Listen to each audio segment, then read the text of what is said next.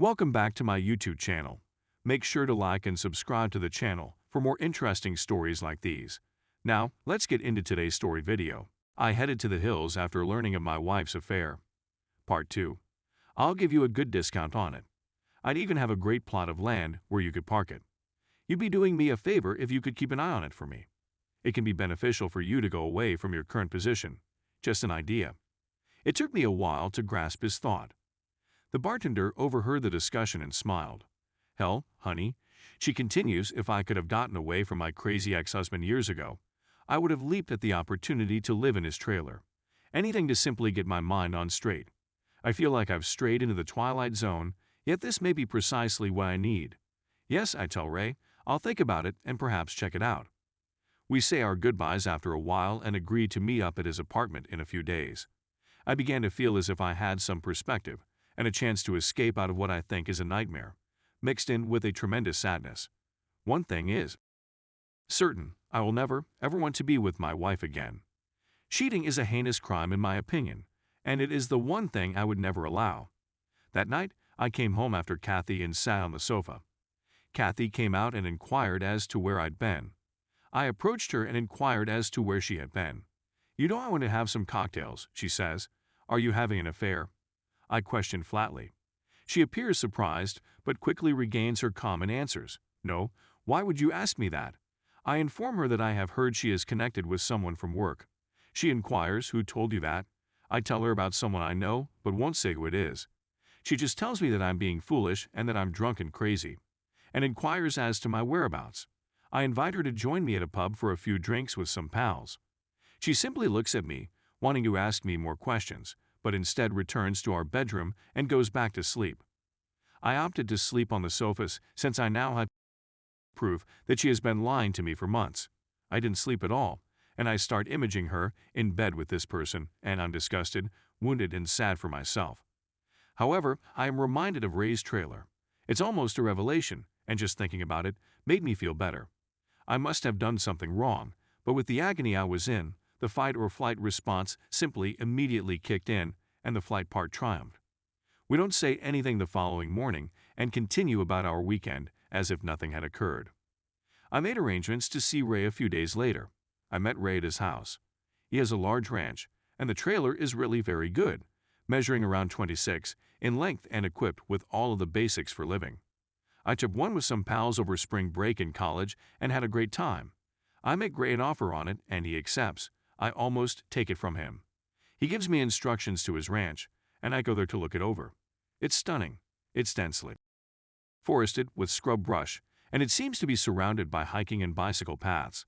It's at the foothills of some mountains, and Ray has a modest hut on a hill overlooking the land, complete with running water and electricity for the trailer. Ray will transport the travel trailer to the campsite and put it up for me.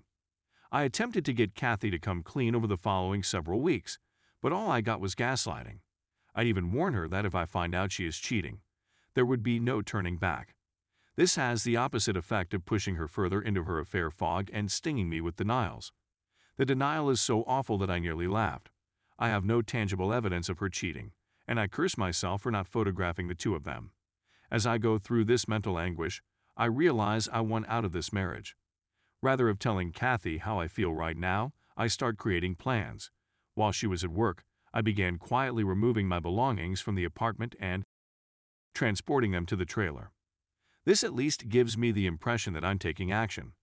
Kathy has changed during this time, and she has been acting nicely around me. But in my opinion, it is too little, too late. As she continued her business trips after work, I decided I wanted a break as well. In fact, while she was getting ready for the evening, I was getting ready as well. She glanced at me and inquired as to where I was headed. I just said that I was meeting up with some buddies.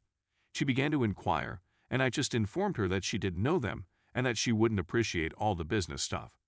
This is precisely what she would say when I asked if I might accompany her on one of her professional excursions. She has a wounded expression on her face and replies, "Okay, have a great time." I said unequivocally that I would. I began to make new acquaintances as a result of my work on the trailer and my meetings with Ray at the bar.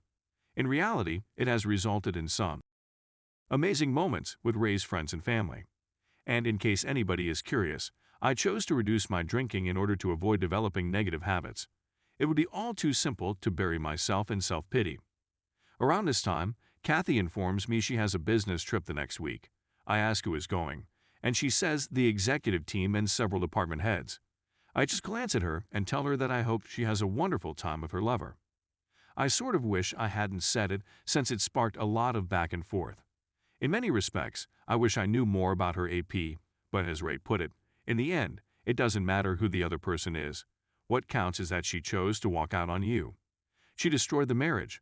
She may admit it or deny it, but facts are facts, brother. Ray should write all of this down and publish it for the deceived. Everything I had left of any worth and loaded it into my truck. I'm not bringing any furniture or other items, so it'll just be clothing and work laptops and equipment. I had prepared a message for her before I left, but after rereading it, I decided to keep it simple. I took out a piece of paper and scribbled, "I hope that was worthwhile." My wedding ring was put on top of the message on the kitchen table. I felt a tremendous weight lift off of me. I felt liberated, no more concealing the truth. I know I'll have baggage to deal with and pain to overcome, but I'll have time to recover now. I simply need some breathing room and to remove her out of my life as discreetly and swiftly as possible. I'm not proud of myself for not confronting her more or coaxing a confession from her. I never got to rage, scream, or hate her after she confessed. I'd come to the conclusion that she didn't deserve me. She treated all we had with disdain. Our future ambitions are a thing of the past. We were putting money up for a home and a future family. That's all gone now. There is no turning back. I owe her absolutely nothing. She is capable of dealing with the consequences. Aftermath: I didn't have any kind of plan. I didn't even call a lawyer. I was simply looking for some clarification. I loved my new camper, and the fresh mountain air was just what I needed. I resumed jotting the next week, and it felt amazing to be alive. I didn't respond to any of Kathy's messages while she was abroad. There wasn't much to say in response. They were merely highlights, such as, "We just arrived," "We're having a team meal," and so on. She did send a couple "Where are yous?" "Let me hear from yous," and so on. My phone exploded up the day she arrived home. She texted me all the time and attempted to call me all the time. Her mother attempted to contact me after the first day.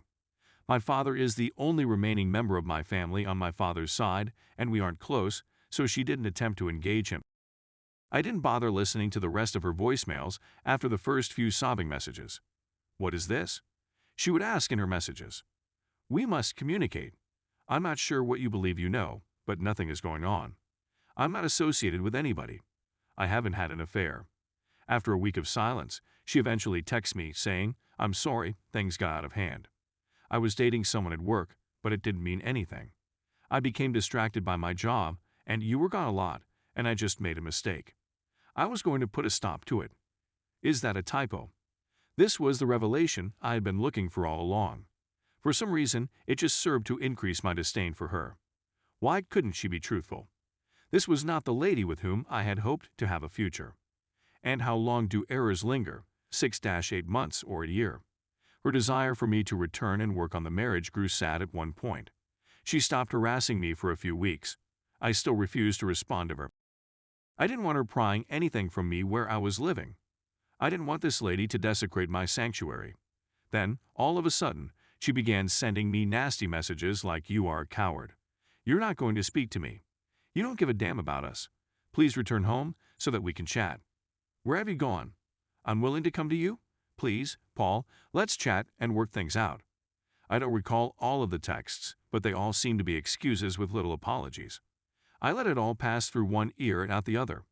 I finally got around to changing my mobile phone number. Update 1, June 2018. Kathy emailed me to say she had hired a lawyer and was filing for divorce. "Okay, sounds nice," I answered in my response. This followed in a barrage of emails requesting that I meet with her and so on. She understood this wasn't going to get her anywhere, so she simply wrote that if I agreed to an uncontested divorce, she wouldn't bother me again. I accepted, and some months later, I was finally a free man. I never had to see her again when I moved out of our apartment. There was no closure for any of us, but it felt like she valued it more than I did. For a few months, I did think about her sometimes, and sure, the grief would come out of nowhere, like when I heard a song on the radio that we used to listen to and so on. But after a while, I simply stopped thinking about her. Update 2. So, I am now officially divorced. Things are looking up now. In truth, I met a wonderful woman. I went for a run on the path just down the hill from my house. I assisted her in changing a flat tire, and we got along well. She's beautiful and adorable, despite being a few years younger than myself. She loves my way of life and refers to me as her mountain guy. I'm not in any rush to become serious, but I'm also not ready to give up on women entirely. I'm still inside the trailer. I have no intentions to alter anytime soon, and I've greatly streamlined my life. I like being outside. It assisted me in getting over my ex-wife, the heartbreak, and everything else. I understand that everyone handles these situations differently. I was fortunate not to have children at the time, and I was just in my 3rd year of marriage, so I believe I did what was best for me. You don't have to spend your life with a liar. If anything similar occurs to you, please don't linger on it. Instead, go on with your life. It improves once you work on yourself. I wish everyone the greatest life possible.